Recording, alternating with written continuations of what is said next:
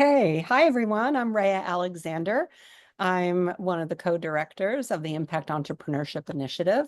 I am an associate professor of strategic design and management, and I'm also the director of the Parsons eLab. I teach across graduate and undergraduate spaces, and I'm super excited to be here with you all and to talk about this really wonderful program. Jen, are you ready? I am ready, still Multitasking. actively letting folks in. Okay, I'm Jen Vandermeer. I also teach in the Strategic Design and Management program. I've been the co-director of this initiative for about 5 years and been at the New School for 8. I'm very excited to meet all of you today. Those of us that teach in programs, I work on two other programs inside of Parsons. We're still in our acceptance phase. So we thought we would do this outreach to folks that have already applied or are considering applying to the New School to answer any questions about the specific initiative and the fellowship. So welcome everybody. As there's so many of you, we won't go around the room today. Please feel free to comment in the chat and we'll save time for questions in this hour. All right, let's kick it off. So welcome. We're going to go over what the initiative is. It's across the whole New School. We assume folks on this particular call have been responding to our outreach for people interested in the graduate fellowship, which has begun to accept applications. We're past the first round of applications that we'll review first. As we hear of the acceptances coming in from the master's degree programs across the New School, but we accept rolling applications. We'll show you some sample student ventures and current fellows and what they have to say about our initiative, and then what you need to know for the application and any Q&A that you have. Indeed, please tell us relevant information. You're already doing it, where you're from. Yeah, it's exciting. Look at everyone's just global. It's wonderful. Indeed. Okay. So our focus at the New School has always been social impact through lenses of equality, access, and opportunity. Our efforts in entrepreneurship at the New School really began with support from an entrepreneurship foundation, the Kauffman Foundation, asking the New School to devise methods for ensuring that entrepreneurship education and access to entrepreneurial ecosystems could be opened up to communities of people who are typically historically Marginalized and excluded from capital and entrepreneurship resources. And so that it initially started from there. And we worked over time to iterate and really understand how we could connect with students who are often coming to the New School with deep embedded bonds in their communities, as you can see in this Zoom call, across the world. And had to adjust our curriculum. I started teaching at NYU. We have a very different way of doing entrepreneurship there, where the sort of Silicon Valley method, lean startup, is the dominant way of teaching entrepreneurship and connecting students to ecosystem resources. And we reorient around these values. We as the New School care about social justice and social impact. And we see this as a practice, to practice our beliefs, to embody our distinct history, if you've learned about the New School, to really acknowledge the life experiences that you all have coming from your communities. yeah. And to ensure, I'm sorry, Rhea, go ahead. No, and I would just say that, we are really focused on impact, which not a lot of universities do. So it's an opportunity to really lean into this space. Okay, next slide.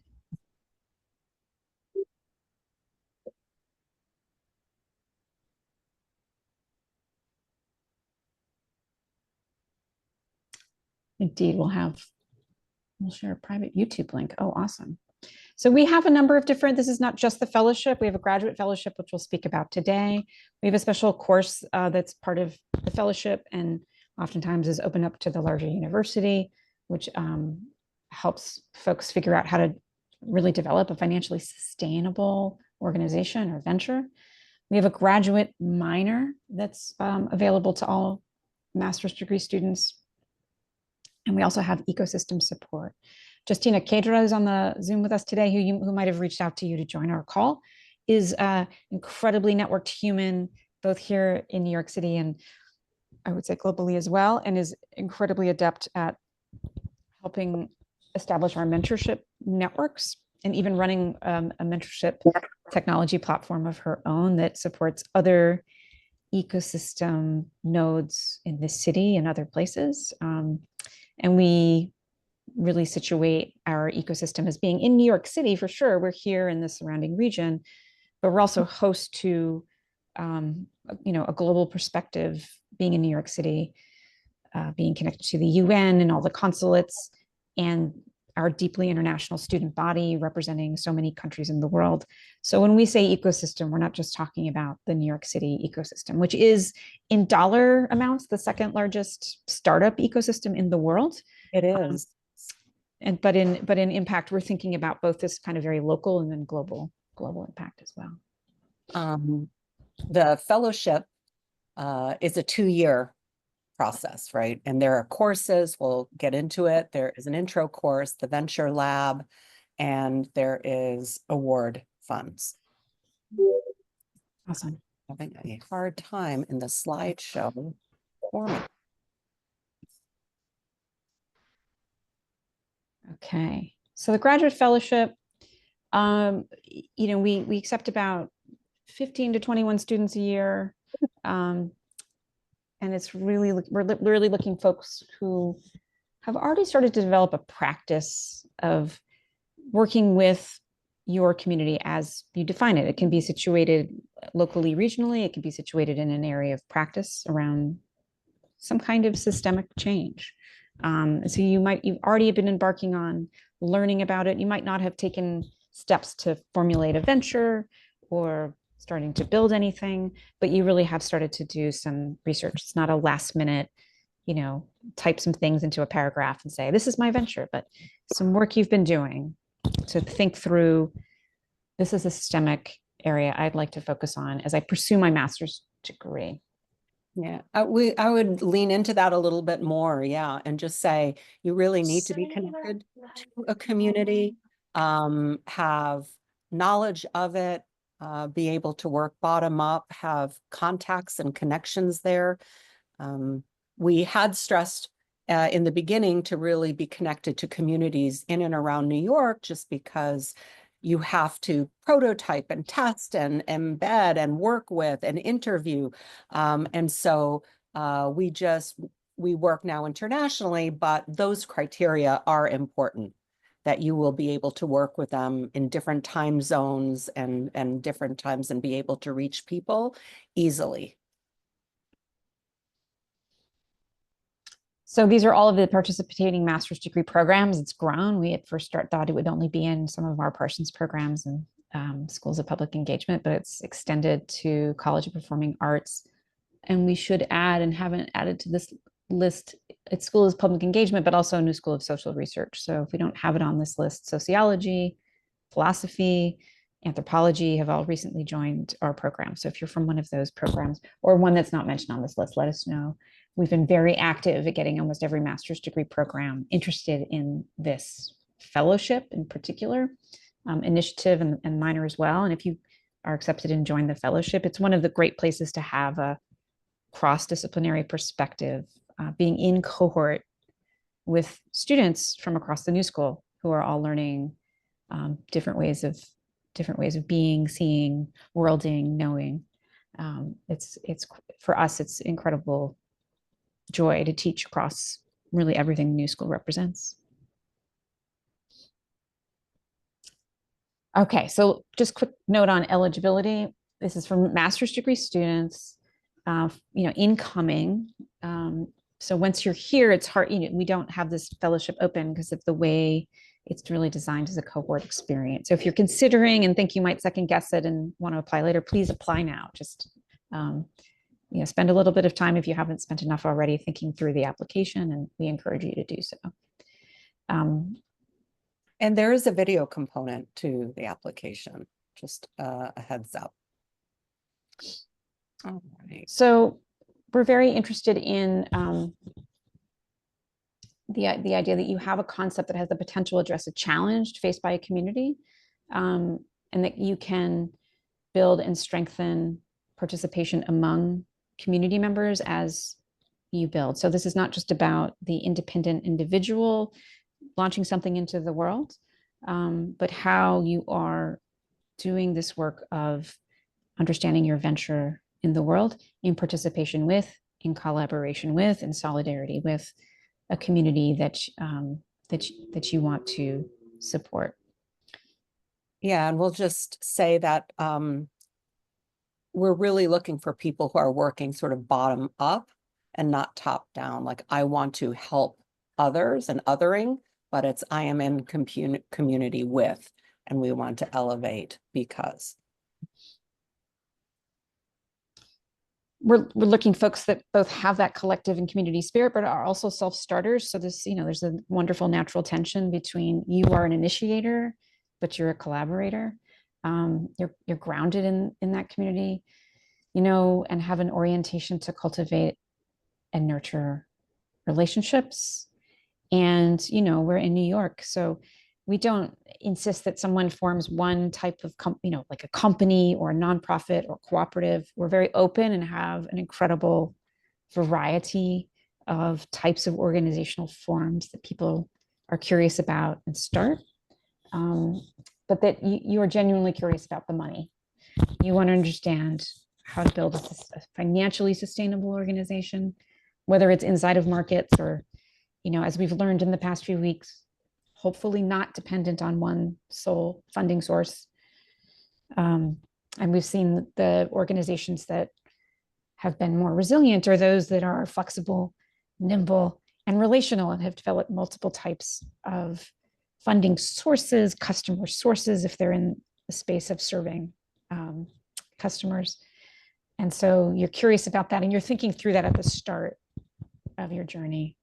And you're committed to continuous improvement through just practices and values that show respect for people and populations. And that, you are interested in peer-to-peer work, working with your colleagues in the fellowship, supporting one another is critical, as well as understanding that you'll need to measure the impact that you want to have. And so start thinking through a lens of what kind of impact am I looking to create. So we have a small committee that reviews these applications, representative faculty from across, and sometimes external reviewers from across the school and our local ecosystem. We look for folks who demonstrate this sense of accountable and inclusive leadership. You understand how to build those relationships. It's not just a personal narrative that we were seeing that you really are, and we strongly encourage you. You can read about our AI policies. We're very welcoming of all types of artificial intelligence tools in our school, but we ask for any written components of this application or the video. We ask you not to rely on it so much, because we genuinely look for your story, your lived experience, your perspective. If you haven't been to a university here in the United States, we're very open and have support for English as a second language. So if you are worried about the perfection of your English, please don't be. We like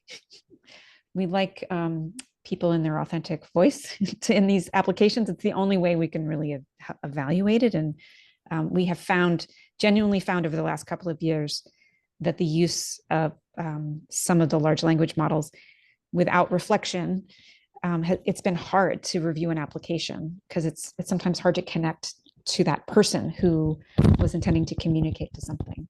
So it's to not caution you not to use these tools, but what we're really looking for is to be able to understand who you are, where you're coming from, in your rootedness in the community and your life experience.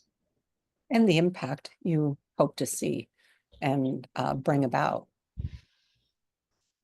To talk to us about adaptiveness, capacity to anticipate change. It seems like we all need a lot of that right now just to be here in this world at this time, in this country. So true. And in this city. And it becomes part of our daily practice together. and orientation to a changing system. It's funny, like these words were written years ago, and we've relied on them so much more so.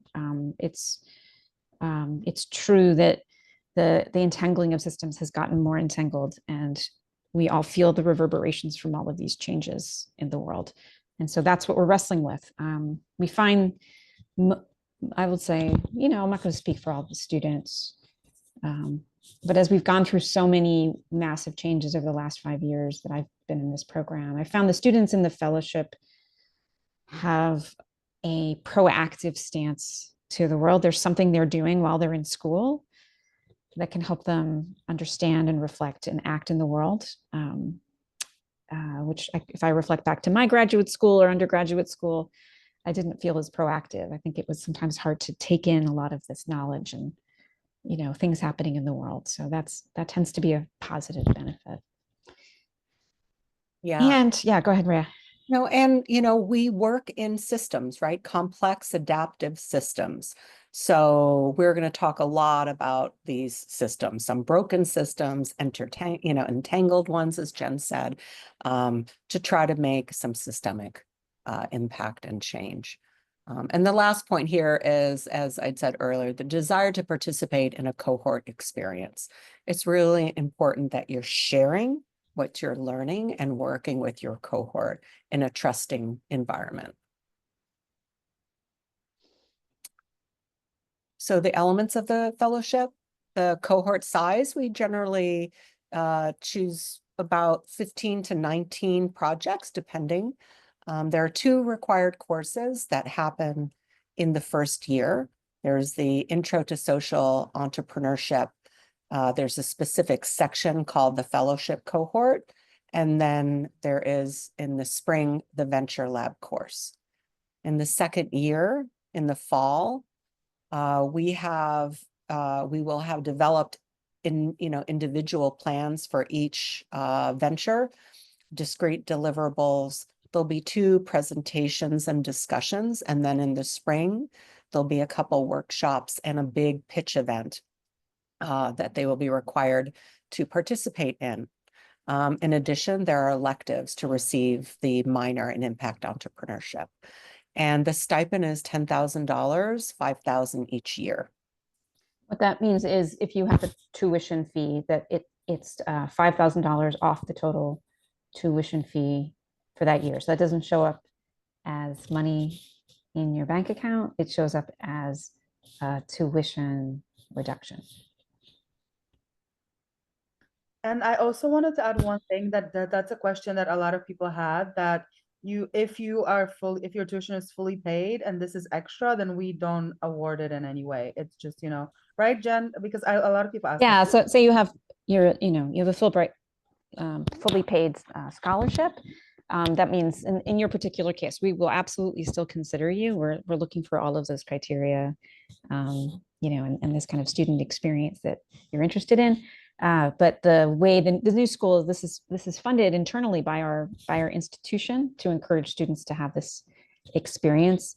And the way that it's supported is really as a tuition reduction, not a cash benefit. Wonderful.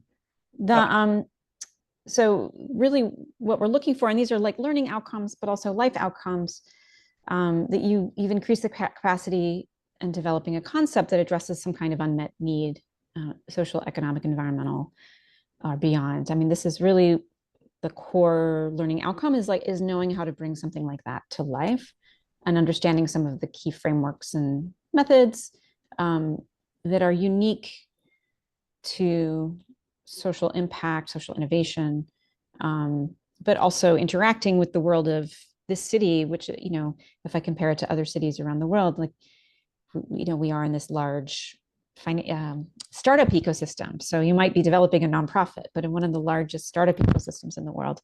And so navigating those opportunities and tensions, what it means to pitch, in this New York culture is something that is a core outcome, and knowing how to fluidly move between the world of foundations who might write a grant check.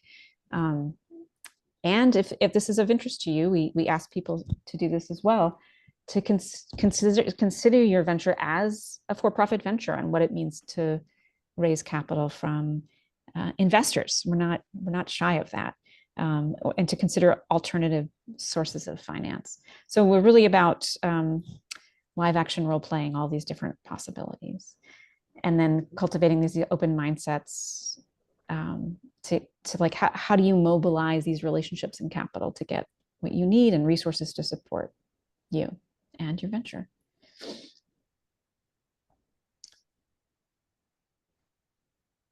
And so the thing we really want to focus on is this is a community of practice. So this is not this is not a fellowship to sign up for just for the money, something that you can check the boxes on, something that's a lifetime commitment. It's not. There's a core requirement of a class that you take in the fall and the spring of your first year.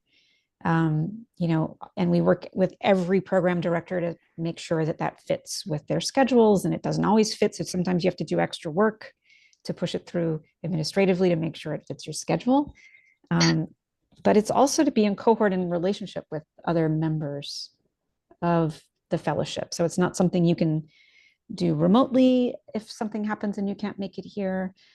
It's not something you can easily postpone. We'll have to ask you to hold your place and open it up for another student if you can't make it happen that first year. And we're asking you to very much center it in your work. We design it to be heavy lift on the first year because we find second year people really need to keep working and developing their venture in alignment with their capstone or thesis work. And we find this cadence, this sequencing, really getting you your first year in, establishing those habits, establishing those relationships, establishing the accountability. It's what the students have asked for, and it's how we've designed the program. Okay, let's walk you through a couple of examples. So Ernest Nick is an alum who's come back for more. So we have eLab that Rhea has founded at this institution, which connects a lot of the student entrepreneurs across the new school and all stripes and types of ventures. And alumni. And alumni, exactly. So they're now alumni that are heavily involved, exploring the value of menstrual blood to offer smart period kits. Dior from Green Fiend is a woman-owned cooperative focusing on collecting compost waste up in the Bronx and also education. Pale FO Cinema is another alum who's frequently involved with us, who sees cinema as a violence deterrent. She's locally from Canarsie, Queens, and regularly provides these films to her local community, and is currently even post-grad thinking of like how to bring that incredible offering to other parts of the city and beyond. What folks have to say about it. Alpha Berry learned how to understand income sharing agreements to help millennials invest in each other's careers. He had a very interesting capital venture. We see a lot of fellows figuring out not just the venture itself, but the capital structure by which it's funded and then goes on to fund others. Sasha was interested in addressing diversity and inclusion with short form content. Let's keep going. Emily was interested in healthcare services. Iman was interested in sustainable textile manufacturing. And I'll say that not all students go on necessarily to start the venture as they initially envisioned. Some do go on to, we've had quite a number of folks go on from the fellowship straight into a PhD in all different types. We have a couple right now in fashion studies, organizational change, and sociology. So we've seen that happen, and we've seen people also go get those jobs. We know people are often seeking right after school, where the venture becomes something that they do on the side as their practice emerging over time. Okay, so how to apply? Submit the completed application, and as you've done for your master's degree program, most of you here, I think, have already done that. That's why you're on this list. Well done. And then submit the application on the Impact Entrepreneurship website. And it does, I think we require a video. And again, we do that mostly because we want to get to know you better. It genuinely comes from that intent.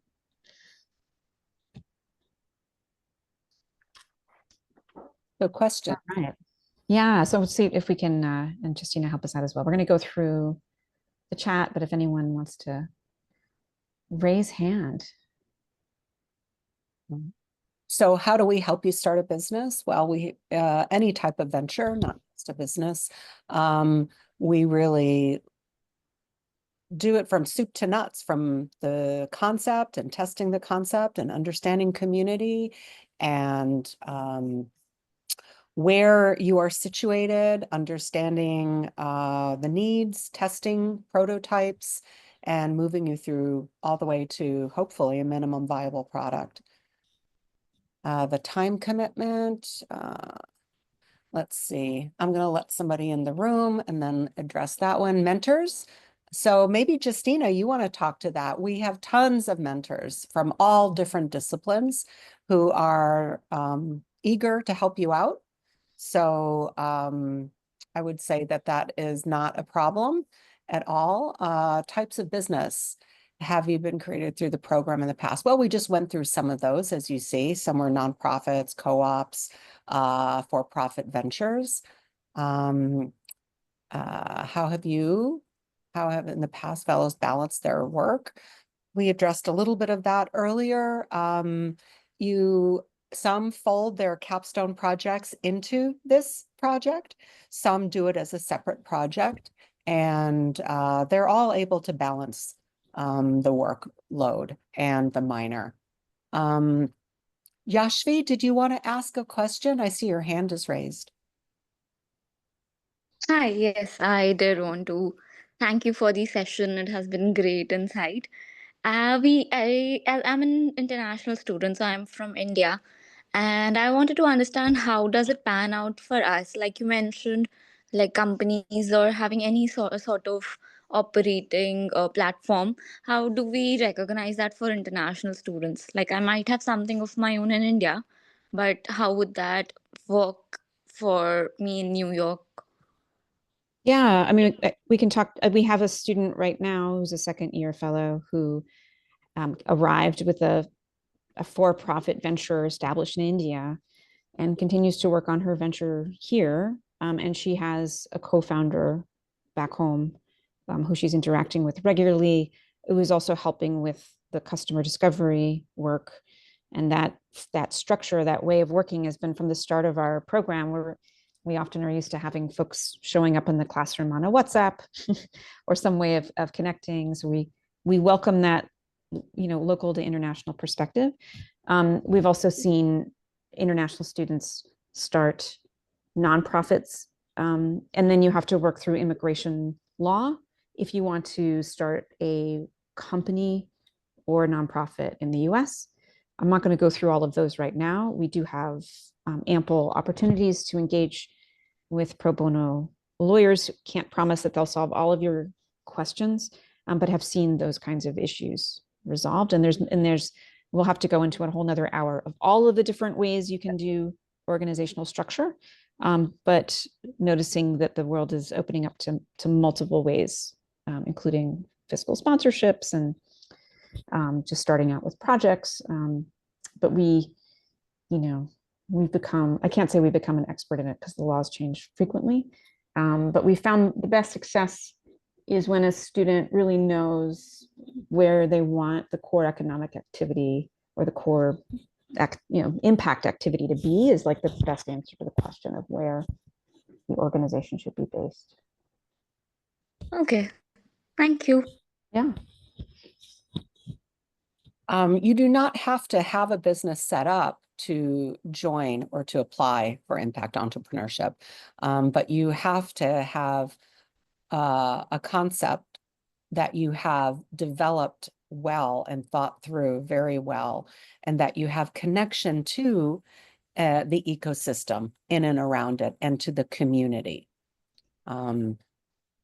It's going to be very difficult for people who are just throwing sort of spaghetti at the wall, who don't really have an idea fully baked, don't really know a lot of people in the community they're looking to help. They have good intentions, but that's not going to get you that far. This is really for people who want to definitely build while they're learning. International projects are more challenging, as I said earlier, just because of time changes, because of reaching constituents and things like that. But we do many of them. Someone asked if there's any additional fees. Hopefully it's the opposite. You will receive a tuition benefit for everyone that applies that is paying any kind of tuition. So that's $10,000 off of the total tuition, just to be clear, no extra fees required. Yeah. So there's a first year you get 5,000. If you pass all the benchmarks and things, you will enter the second year and be able to be part of the second part of the fellowship and receive the second 5,000. Abel, I see you have a hand up. Yep. Thank you very much for all the explanations first. And my question would be regarding the funding. Let's say we had an idea that would be implemented within the university, either it's physical or digital. Would it also extend to the product that we're going to be building there, or is it just for the studies? I mean, I'm not sure. You might have to give me an example. We'll give you, someone right now is working on childcare solutions that would be prototyped at the new school, for example. That's very much a project. The student is an international student. The student is not sure yet if it's going to form its own organization and then replicate to other institutions. It's second half of the first year.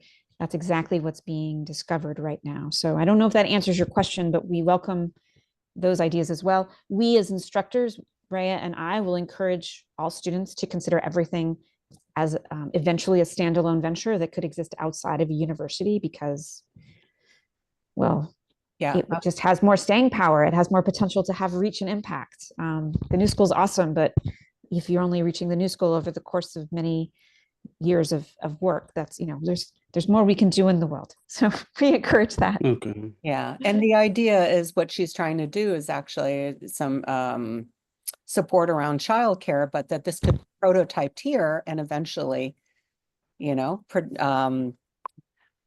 being able to, offer it to other universities and other communities and things. I also will say that some of our students who perhaps are in product design might want to build a venture around some products that they are developing or a service in some other programs. So one just has to make the distinction between the product and the venture you're building. So very often, if the product isn't fully baked because you're in the middle of developing it in a studio, there are some assumptions you'll have to make around the venture around that product, that product actually has a market fit, right? And that a venture would be supporting it and would be sustainable. Okay. You have your hand up. Hi, thank you so much for this session. My question is that how often does it happen? Basically, I want to evolve my project from the elementary stage to actually a structured business non-profit initiative within the university or within my time at Parsons, considering I would be very closely around industry leaders. So does it happen often that students are able to build that within 2 years or have the bandwidth or the time to do that? And my second question attached to this is that can I also use my project or part of it in classroom activities as well and inculcate, wherever I get an opportunity to inculcate my project within Parsons? Thank you.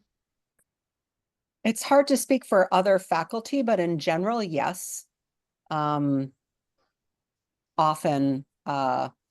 you can bring projects from other classes in if it's part of the venture, and you can bring the venture across to your studios and whatnot. But again, you have to ask permission from the faculty. We don't want to make an assumption for them.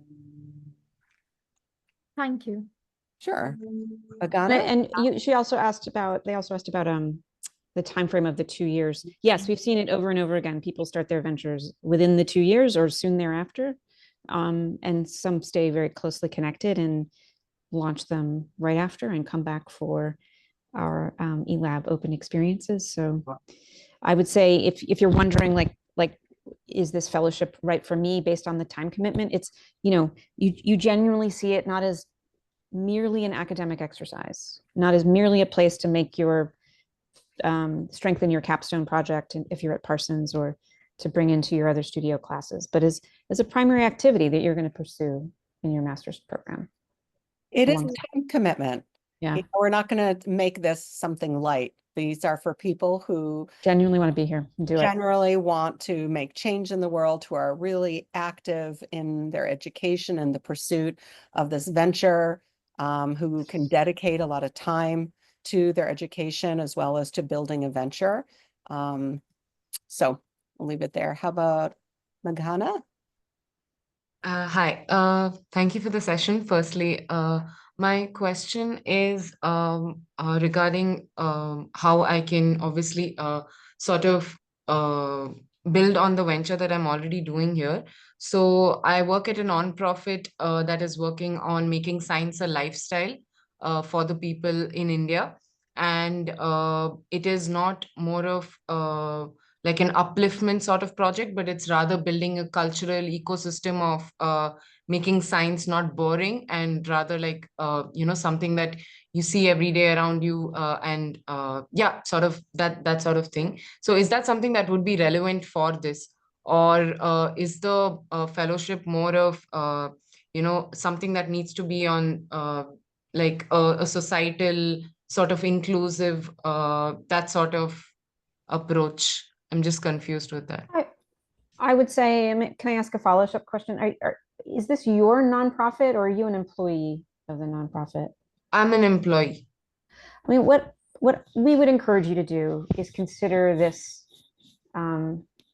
as a new concept that you're exploring, only because it's very difficult to be going through a social entrepreneurship class or program or facilitation, with other students who are developing their own ventures, when you yourself don't have the decision rights over the organization. So if you're an employee in most North American and Indian contexts, and correct me if you have a different governance structure, but in most of those contexts, you're proposing an idea to your boss or the people that are the executive director, Leadership, yeah. The leadership.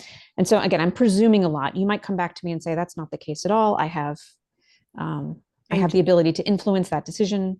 So we actually discourage folks to bring in projects that they would propose to the organization they work for, or projects they would propose to an outside entity, but instead come in and be an entrepreneurial leader, and to create a version of that organization. Here in the States, we need a lot of help with our appreciation of science in the United States. And or to be a linking organization that helps the world understand what you're doing there, which sounds tremendous, but that you would recast or reframe what you're doing, not as the job that you had back at home, or that you might continue to have as you're here. I hope that helps clarify. Yeah, certainly, that does. It's certainly a rich opportunity and topic. So I think we'd love to hear more. Okay. Aida? Hello. First of all, thanks for your presentation. I just want a clarification on that. Do we are supposed to send our proposal as a part of sending the application to this fellowship, beside the Google form that you already shared the link? Yeah, it's the Google form. There'll be a chance to upload a video. This is so procedurally detached. You've already maybe done your master's degree application. And so this is separate from that, but we await those master's degree program decisions, because we then review those folks that have been accepted. We don't, we can't accept people that aren't in a master's degree program. It's not its own program. So beside that, I mean, in that video, we're supposed to share our proposal to bring a lecture. The idea needs to be prepared before. So yes, yeah. we recommend it. we recommend it. And very much not just a concept, but how it connects to a community that you're part of or know about and have some experience with. You know, and we understand people are coming from other parts of the world to New York City. So this is not just about like launching a new venture here. How, you know, if you haven't been to New York before, that's a hard thing to imagine. So we do have questions in the proposal. Simply, do you think you'll learn from this place? Even if you don't know the answer yet, that's okay. We have ideas for how that can happen. New York has, you know, lots of things going on here. So it's an extraordinarily international city, and we're prepared to connect you to those resources, people, networks, systems that can help you understand, even if something is going to be only situated in a different part of the world. Almost every student has gotten value from being based in New York City and understanding how, you know, learning about the, you know, the way US markets works, or connections to the UN, you know, can support the development of their venture. So there is no opportunity to make changes in the path or in the proposal after the acceptance? Not in the proposal, but the concept itself. Let's say you're accepted and you arrive on day one and a few months have passed and you've decided to shift from, you know, what we just heard about, let's say science and, you know, cultural acceptance to, you know, very specific technical venture. Like, absolutely, you're allowed to make that change. People do, but it's very often in relationship to the research, the community relationships they're developing. Landing in New York and seeing what's here very often has a very strong effect on people. Like, oh, now that I'm here, I have this completely different perspective on what can happen, and what I can do. And so we expect change. We've actually never seen anyone stick 100% to what they wrote in their application all the way through perfectly. It almost never happens. But we ask that you submit the application and then we take a look at it. Yeah, that's great. Thank you very much. Malika has a question about if they should hold off to fill out the IEI application. No, just, apply. Oh, exactly. We would say just apply to both, and we will look on the back end to see if you've been accepted, and then we'll put you in the pool of. And sometimes that takes a while. So sometimes folks get on the wait list for their program, and we have them top on our list because we've loved what you've written, and we keep nudging that program saying, are you taking that person off the wait list?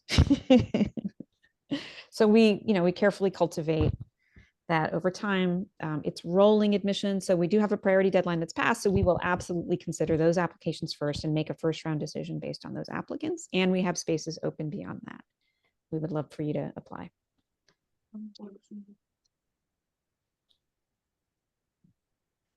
Olabi, I would appreciate okay, so can I apply as an employee in a bank?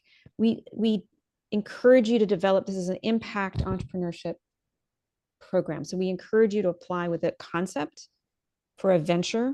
It can be nonprofit or for-profit, but not an existing organization that you work for.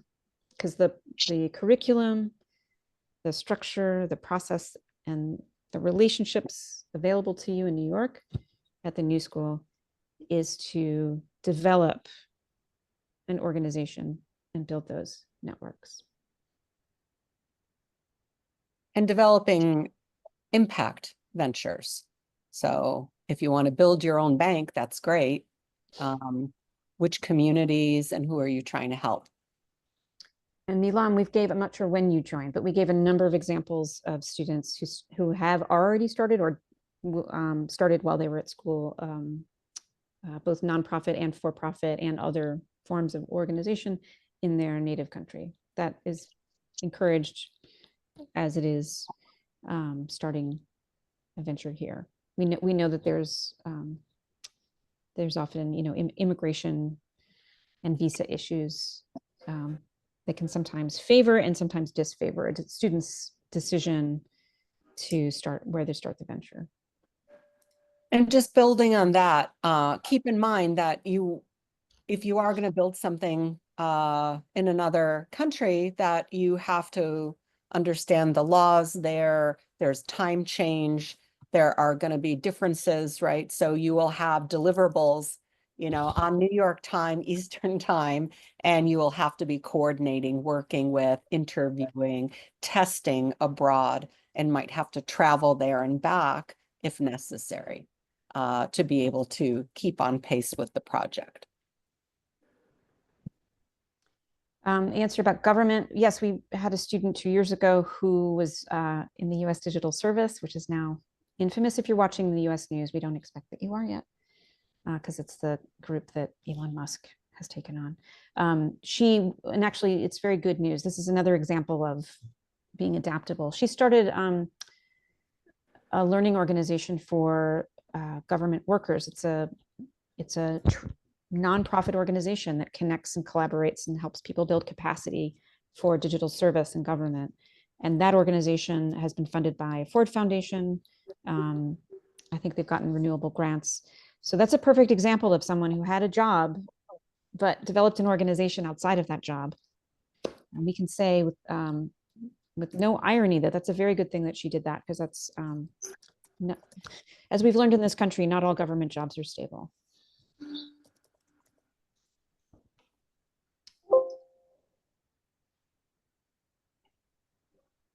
The N number you get once I think you're accepted into a program. So if you don't have it yet, I think it shouldn't be required, because we're able to find you in our systems if you don't have it. But It's not required, but they give you some sort of like an application number at the new school, which helps us find you, just in case like someone else has a similar name to you, or you use like a different name.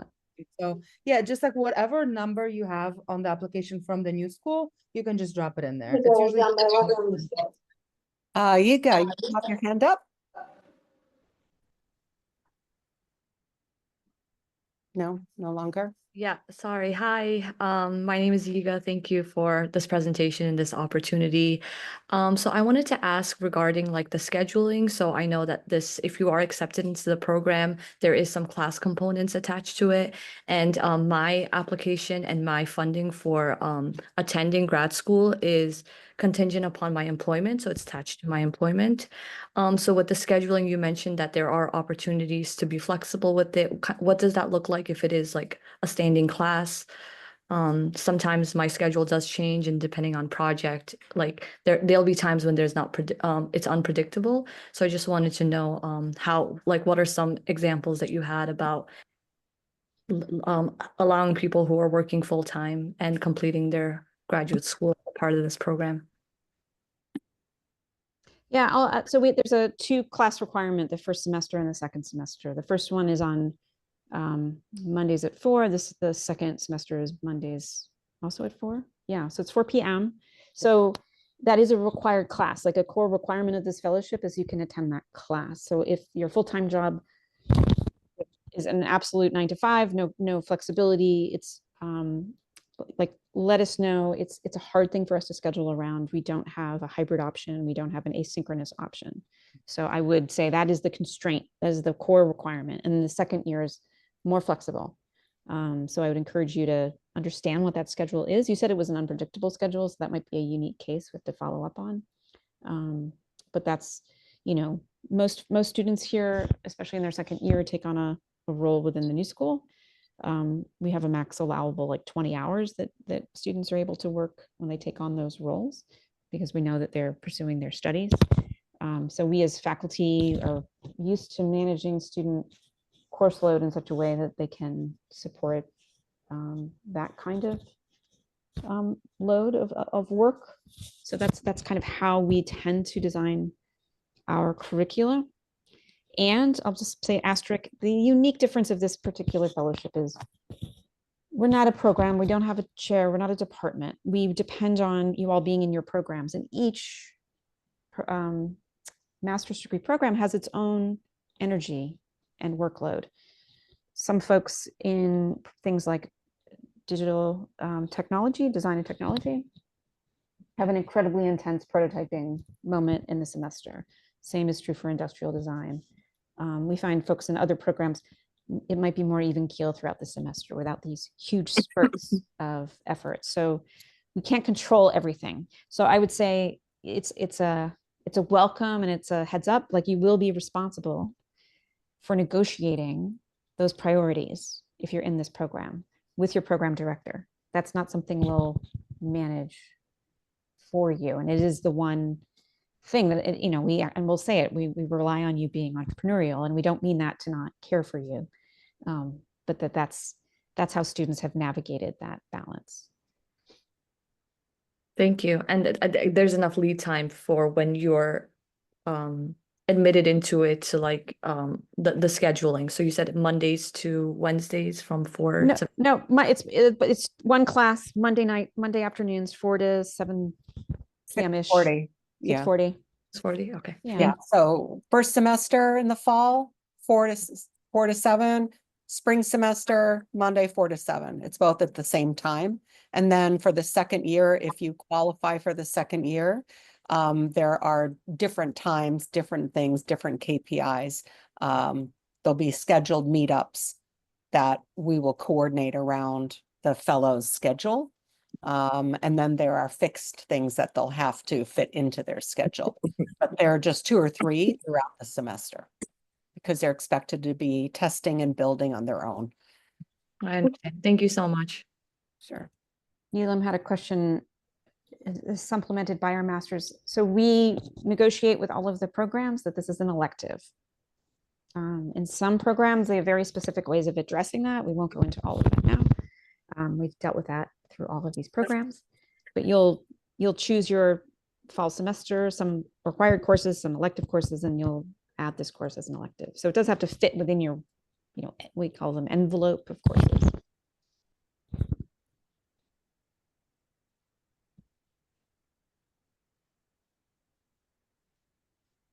Thank you, Maria. Okay. Previous experience about my current experience. Acceptance will happen before the semester starts. So you can register. Yes, it'll happen by the summer. Olabi says, tell us about your previous experience. Can I talk about my current experience in the bank? Yes, I mean, I would encourage you to, you have some kind of concept for starting the nonprofit or for-profit or whatever you're thinking of, that really you're thinking about, we start these organizations to make a change somewhere in the world, that the thing we want you to answer that question is, you want to make change somewhere in the world with some group of people. Who are those people? What change do you want to make? That's why I encourage you to get out of like a job, a specific job role. I hope that answers the question. Pertain to the change you want to make, Yeah. right? Either I've had a good experience, this is why I want to build on that. I've had a bad experience, this is why I want to make change. But the idea is that whatever you're writing about supports the application for the project you're proposing. Natasha asks, is the priority for this program on students who aspire to own their own business or students who are trying to make a major impact in their field? I would say not quite either, but more the first. But the answer to that question isn't students who want to own their own business. It's students who want to start an organization. It can be for-profit, it can be nonprofit, it can be a cooperative. So we don't Collaborative and we don't weigh a for-profit startup over a nonprofit, but impact in the field is not something that we're evaluating. We're not looking for that. That'll happen to you later in life.